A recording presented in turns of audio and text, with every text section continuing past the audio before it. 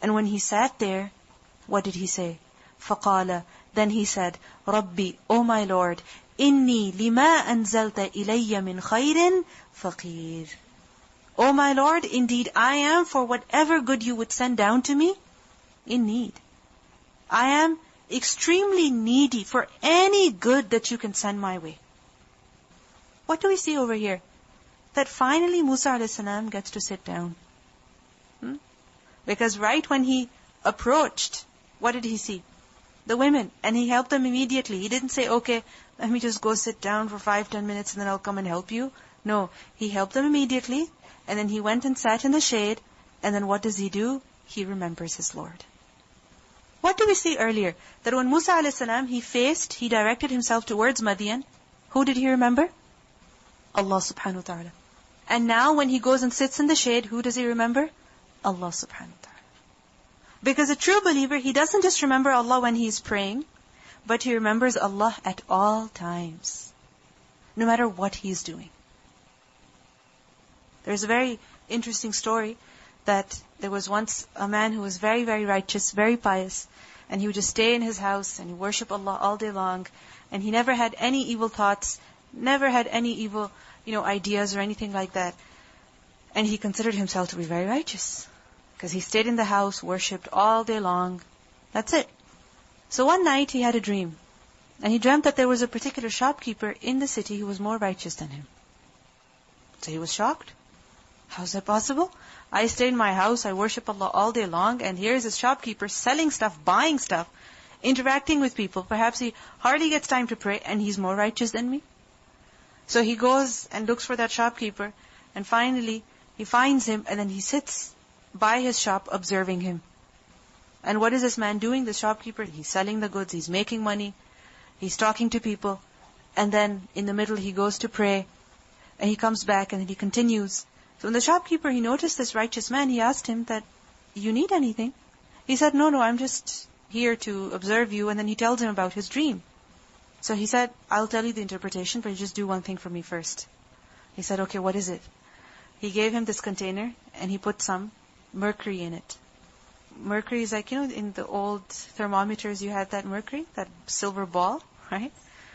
So he put that in a container and he said, okay, take this container and go to this particular place and come back from that place within half an hour. It was a place that was very far away. Within half an hour you have to come back. And you should not let this mercury fall. Okay? You should not let it fall out of the container. So he says, okay, I'll give it a try. So he goes, he starts running because he has to make it back within half an hour. He starts running, but then what happens? The mercury is about to fall. Now, he slows down, but then he remembers he has to be there within half an hour. So he tries to walk very, very fast. And then he's trying his best to get there, within the half an hour. And finally, when he gets there, he finally makes it. He's out of breath. And he says, okay, now tell me the interpretation. He said, okay, tell me. While you were coming with this mercury in your hand, did you remember Allah? He said, remember Allah? No, I was busy trying to protect the mercury and trying to make it back within half an hour. And he said, see, this is the difference. I work amongst people. I do work amongst people. I buy, I sell, I interact, but all the while I remember Allah. And you remember Allah while you're cut off from people in your own sanctuary, and that's it. And the moment you did something different, you forgot about Allah. You understand? So who is the truly righteous person? The one who remembers Allah in his daily life, in his daily chores. Whether he's running, or he's traveling, or he's sitting under the shade, he wants something, he's hungry, he's tired. Who does he remember? Allah. This is a sign of a righteous man. Musa a.s., we see this quality in him. That he remembers Allah at all times. When he's needy, when he's lost, when he's concerned, when he's worried, he asks Allah for help. And here also he says, رَبِّ إِنِّي لِمَا أَنزَلْتَ إِلَيَّ مِنْ خَيْرٍ فَقِيرٍ. O my Lord, any good you send towards me, I am needy of that. Lima. Lima is a combination of li and ma. Li meaning for and ma meaning that which. So, for مَا أَنزَلْتَ إِلَيَّ, anything that you send towards me, مِنْ خَيْرٍ, of good, I am faqir, I am needy of that. There's another way of understanding لِمَا أَنزَلْتَ.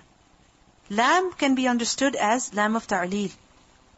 Lam of ta'leel.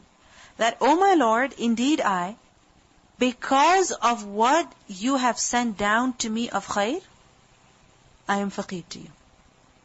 Because of all that you've given me so far, because at every time of need you responded to me, because you have given me so much, this is why I am faqir to you. You understand? This is a deeper meaning. That because you have given me so much, I am completely dependent on you.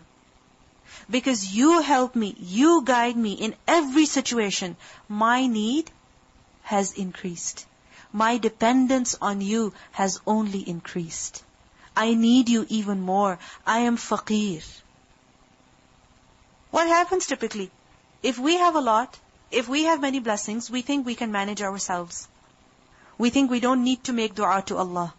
But what do we see? That because you have given me so much in the past, this is why I am faqir to you. Not because I can do everything on my own. No, you have given me everything that I have. You have bestowed on me everything that I have. This is why I am faqir to you. The more you have given me, the more needy I have become of your help. Rabbi inni lima anzalta ilayya min khairin faqir. So what are the two meanings? First of all, any good you send my way, I am needy for that. And secondly, because you have given me, because you have sent to me many blessings before, therefore I am faqir even now. You understand? So lima anzalta ilayya min khairin faqir. The thing is that when a person turns to Allah, when a person asks Allah, then Allah is happy with him. Allah is pleased with him. And when a person does not turn to Allah, does not ask Him, then Allah becomes angry with him. We see that Musa a.s., although he was raised in the palace, in many luxuries, he was exposed to many, many comforts, many worldly comforts. But what do we see? That he realizes that everything that I've enjoyed thus far is from who? From Allah. This is humility before Allah. This is realizing that I am still a slave, I am still a servant before Allah. And this is why at the time of need, who does he turn to? Allah. But many times what happens? Because we think whatever we have is because of us, is because of our own intelligence, because of our job, because of our family. Whenever we are in need, what do we think about? Our credit card. We think about our uncle, our mom, our dad, so on and so forth. We don't get worried thinking, oh, they can help me. I have my credit card with me. I can call the credit card company and they can do this and this and this for me and I'll be perfectly fine. Right? This is what we think. But the reality is that if a person realizes everything I have is because of Allah, then even at times of need, who will he turn to? Allah subhanahu wa ta'ala. And look at the humility. I am faqir. Who is saying this? Someone who was raised in the palace of Fir'aun. He says, I am faqir to you, O Allah. Who is faqir? Someone who has nothing. Absolutely nothing. Very, very poor. He doesn't own anything. He doesn't have any source of income. He's completely dependent on others. Musa a.s. says, I am faqir. Although he was raised in so many luxuries, his mind was not corrupted. His fitrah, his deen, his iman, it was not corrupted. He still humbled himself before Allah. And if we make dua like this, that Allah, I am a faqir before you, then imagine what kind of du'as we would make. Because a faqir, how does he ask? How does he beg? Repeatedly. Isn't it? With so much humility. He doesn't leave. He implores, he begs, he shows his neediness. He expresses how desperate he is. And he does not leave until he finds something. Rabbi inni lima anzalta ilayya min khairin faqir. So he made dua to Allah. Notice one thing, that when he watered the animals for those two women, He didn't say, okay, now you have to give me one sheep, because I watered your animals for you. No. He didn't say, okay, you have to give me food. You have to give me this. After all, there were only 2 women. What could they say? Right? Their father was an old man. He could have easily exploited them. On top of that, Musa a.s. was a strong man. And he was from the civilized Egypt, coming from the capital. Imagine how intelligent, how clever he must have been. But what do we see over here? He did it for the sake of Allah. And he asked Allah for help as well. He did not expect any return from those women. Who did he expect relief from? From Allah. But many times what happens, even when we're helping others, what do we think? Maybe they'll come in use. It's a small world. You never know. I might be needy before them tomorrow. So let me do them a favor so that they can help me tomorrow. But what do we see? He did it exclusively for the sake of Allah subhanahu wa ta'ala. And then he went and asked Allah that, Ya Allah, you give me. I am faqir before you, not before people. The thing is, if you go before people asking them for help, what happens? Your faqr becomes exposed to them. And like this, you are degraded in the sight of people. But when you ask Allah, when you show your faqr before Allah, then this is a means of honor for a person. Because Allah, He does not humiliate His servant when His servant turns to Him. So what happened then? فَجَاءَتْهُ. So she came to him. Who came to him? إِحْدَاهُمَا. One of the 2 women. So Musa a.s., he's sitting there in the shade. Those 2 women, he watered their flock for them, and both of them went away. But now what happens? As he's sitting, one of the women, she comes. And how does she come? تَمْشِي عَلَى اسْتِحْيَاء. She came to him walking with shyness. Istihya. Istihya, ha, ya, ya. Haya. What does haya mean? Shyness. And istihya, shiddatul haya. Extreme shyness. So how was she walking? She was walking extremely shyly. In a very, very shy manner. What does it mean by that? Okay, lowering her gaze. What else? I'm asking that, what does it mean by walking in an extremely shy manner? How do you imagine that? How do you understand that? Okay, in a humble manner, not arrogantly. Okay. Covering herself properly, yes. Not making herself noticeable, very important.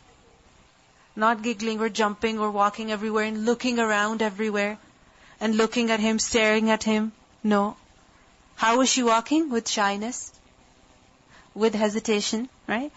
Basically, we see that in her style of walking, in the manner that she approached, she was very shy. And that is reflected by the way a person carries themselves. First of all, the way a person is dressed up. And secondly, the way a person carries themselves. One is that you take steps everywhere randomly, big, large steps. Banging your feet perhaps, hitting them on the ground so that your steps can be heard. Or not caring how you're walking so that your hijab is flying off to the side and your bag is on the other side and your abaya is open. No, not like that. She's walking in a very composed manner so that she's not that noticeable. You understand? So that she's not that noticeable. In the manner that she carried herself, she was very, very shy.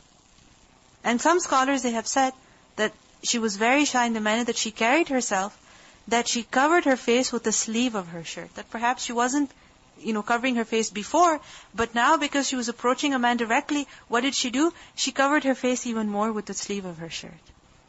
You understand? So tamshi ala istihya. And this is a very, very noble quality.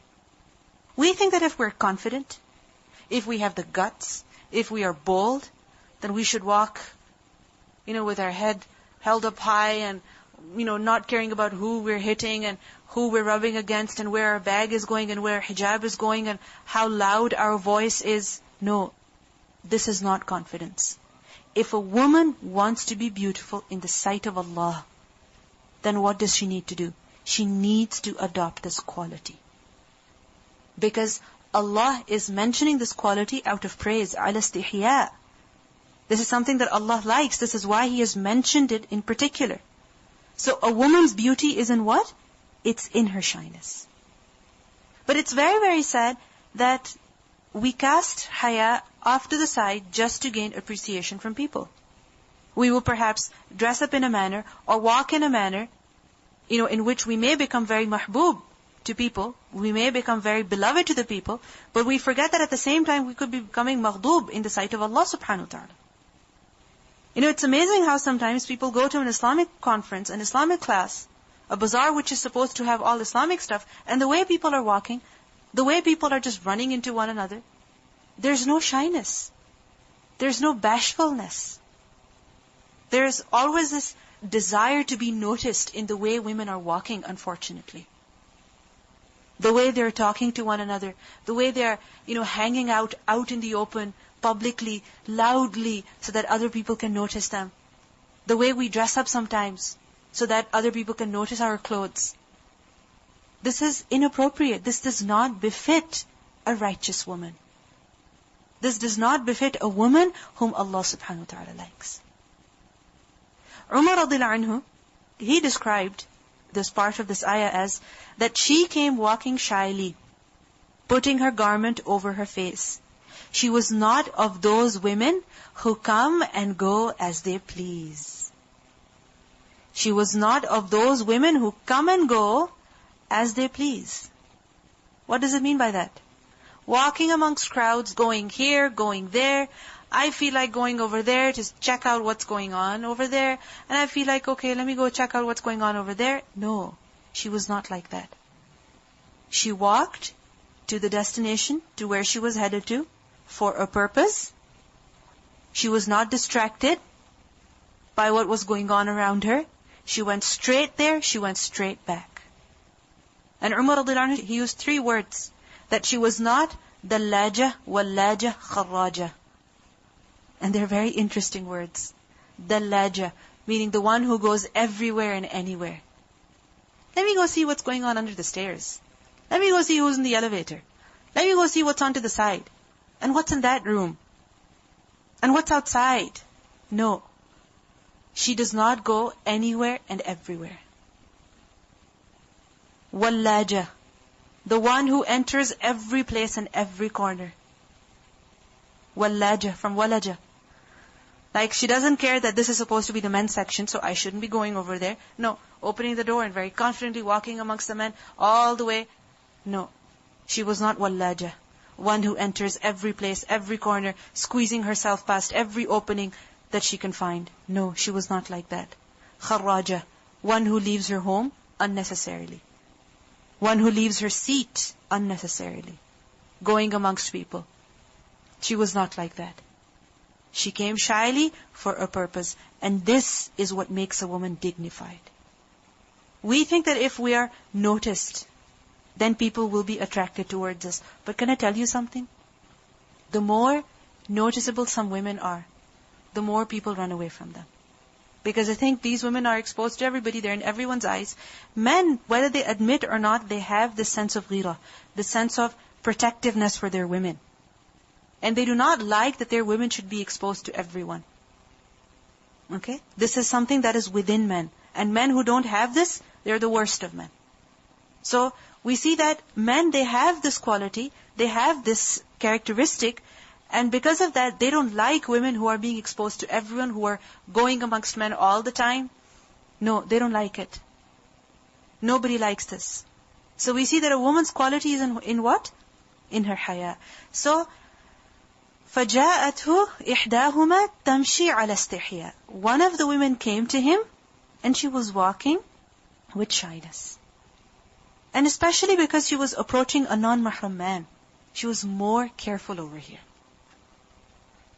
So similarly, if we ever have to approach, let's say, a store, a shop, or someone who we have to talk to, they're non-mahram, how should we behave? How should we walk up to them? With shyness. Shyness doesn't mean you're giggling and lowering your gaze and lifting up your eyes and giggling again. No, with this naughtiness in the eyes, no. This is not shyness. This is the exact opposite of shyness. Shyness is that you keep yourself composed, you keep yourself focused, you dress properly, you carry yourself properly, no extra movements. Because sometimes in the extra movements also that women make while they're talking, moving their hands and fixing their bag and constantly fixing their hijab, this is not shyness. When you're shy, what happens? Do you look up? Do you look around everywhere? Do you move unnecessarily? No. Tamshi ala istihya. The other day I went to a wedding and I met the bride. I know her very well. And I'm like, why are you sitting on the stage? Come down. Get off the stage. Go and meet everybody. Because at my wedding also, I couldn't sit on the stage. It was so difficult for me to sit up there. People are down and, you're eating on your own and people are coming. And so I just got off the stage after some time and I went and sat with everybody. So I'm like, get off the stage and walk amongst people and sit with them and talk to them and eat with them. And she's like, no. She was too shy. So what does shyness make you do? It makes you still. Isn't it? It makes you quiet. It forces you to not speak. It forces you to not move. And that's obviously what is necessary. Right? So فَجَاءَتُ إِحْدَاهُمَا تَمْشِي عَلَى اسْتِحْيَاءٍ قالت, she said, إِنَّ أَبِي, indeed my father, يَدْعُوكَ, he is calling you. My father, the women said that our father is an old man, so my father, he is calling you, لِيَجْزِيَكَ, so that he may reward you. So that he may pay you. What? أجر, the wage, for مَا سَقَيْتَ لَنَا. مَا سَقَيْتَ لَنَا, that you watered for us. He wishes to recompense you, he wishes to pay you, because you watered our animals for us. Now Musa a.s., he didn't say, no, it's okay, I did it lillah, I did it for the sake of Allah, you go home, it's okay, my pleasure, nothing like that. He accepted the offer, he accepted the invitation, and he went. But there is one question, if he really did it for the sake of Allah, why did he accept this offer? Generally, what do we think? If you're doing something for the sake of Allah, you should not expect anything in return. Yes, he was not expecting anything in return, but if it came like that, he accepted it. Why? He knew that he needed food, right? He knew that he needed some kind of money or food or water or a place to stay. So if this man has some kind of ajr for me, let me go and see. You never know. Remember that there's a difference in doing some work with the niyyah, with the intention that you can get some benefit out of the person. He didn't show that favor to those women so that he could get some benefit out of them. That was not his intention.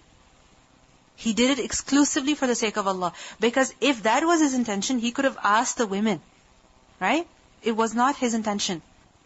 But afterwards, without his desiring it, without his setting it as a condition, if the benefit came, if the reward came, then he accepted it.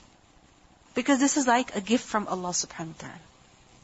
And you see, he didn't have any takalluf or tasannur, that even though he needed that help, he said, no, I don't need your help. No, he accepted, he realized what his situation was, he needed help, he needed money, he needed food, and if somebody is offering, accept it.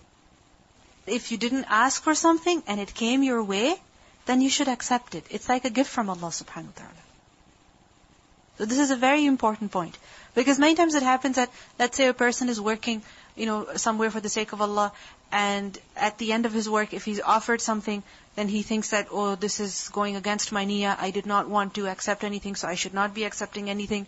No, if it has come without you desiring it, then it's a gift from Allah. Unfortunately, many times people, might offer us something, we need it, but just out of fake modesty, what do we say? No, thank you very much, please keep it yourself. I didn't do it for this reason. And in our heart, we want it really bad. Sometimes it could be just, some chocolate that somebody's offering, you want it, you want to try it, but just out of modesty you say, no, thank you. If you want it, take it. So فَلَمَّا جَاءَهُ, then when Musa a.s. came to him, to who? To the father of the girl. وَقَصَّ عَلَيْهِ الْقَصَصَ, and he narrated to him al-qasasa, the story. Al-qasas according to some, is the plural of the word qissa, and according to others, al-qasas is a masdar. It's a masdar. And it gives the meaning of maqsus, that which is narrated.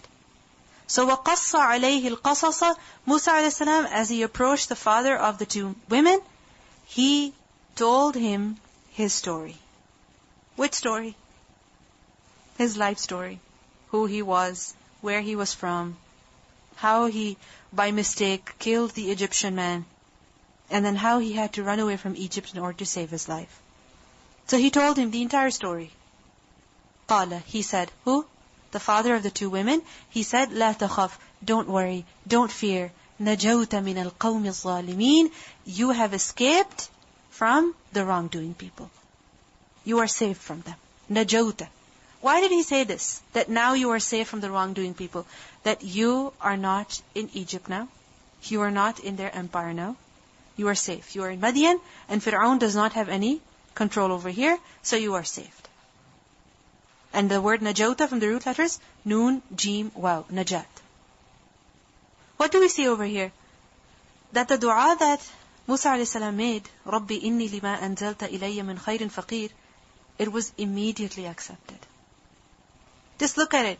He went and sat in the shade, and there came the woman asking him, come, my father is calling you, he wants to give you ajr because you watered our animals for us. Just imagine, he made the dua and immediately his dua was accepted. It was responded to. Because it is the promise of Allah subhanahu wa ta'ala that إِنَّ اللَّهَ لَا يُضِيعُ أَجْرَ الْمُحْسِنِينَ, Allah does not waste the reward of those people who do good. Those who do ihsan, Allah definitely rewards them. I remember somebody, they wished to get married. And they were quite desperate. They were like, what do I do? Where do I go? Who do I speak to? And somebody told them to make this dua. Rabbi inni lima anzalta ilayya min khayrin faqir. Because you will notice that very soon after what happens, Musa a.s. also gets married. So they told him, make this dua. And believe it or not, they, as a man, they started receiving proposals. And very soon they were married and well settled. And this is what they would say, it's that dua that I used to make. And I still make it today. Because if you show that, Allah, I need you, I am faqir, I am desperate before you. I have nowhere to go, no one to help me, I cannot rely on anyone.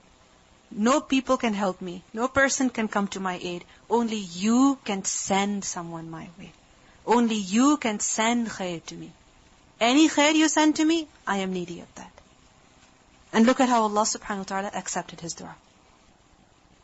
So when Musa a.s., he told the father of the two women his entire story, he comforted him that it's okay, you're saved now, no one will harm you, you're in Madian, you're not in Egypt anymore, and you have escaped those people. You are safe.